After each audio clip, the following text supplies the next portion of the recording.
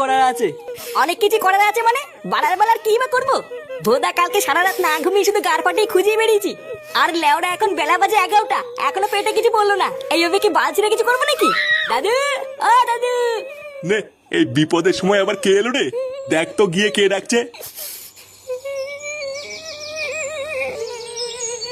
এ কি তুই? বাড়া কি চাই? এই না না কাকু, ভিতরে যাবো না। বাড়া কি করতে এসেছিস বললে বল, না হলে হাট। এই বলছি কাকু, ওই কালীতলার পিছনে যে ভাঙা গোডাউনটা আছে না, ওইদিকে আমি আর সকাল বেলায় ফাটা চিৎকার শুনেছি। এই কি?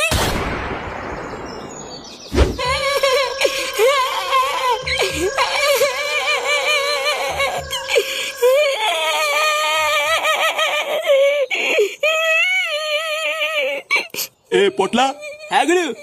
এই সোদনার বাড়িতে খবর পাঠাইছিস? হ্যাঁ, 10 লাখ টাকা চেয়েছি, কিন্তু এখনো পর্যন্ত কোনো খবর আসেনি। বাড়া বলছিলিস তো আজ সকালের মধ্যে টাকা না দিলে লাশ ফেলে দেবো। হ্যাঁ গুরু, তুমি যা যা বলেছিলে সেইভাবেই খবর পাঠিয়েছি।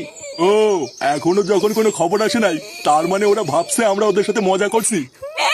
তুই ভাই আমাকে ছেড়ে দে ভাইয়া, নাহলে কিন্তু আমার দাদু এসে সাথে ভাঙবে। কি, তোর দাদু আমার সাটা ভাঙবে? হ্যাঁ, টানতে চলে। তুই তো আমাকে চিনিস না। দায়া আমার দাদু আসুক, তারপরে সব বলছি। চোদ্দার ছেলে, তোর এত বড় সাহস, তুই তো দাদুরা বলবি?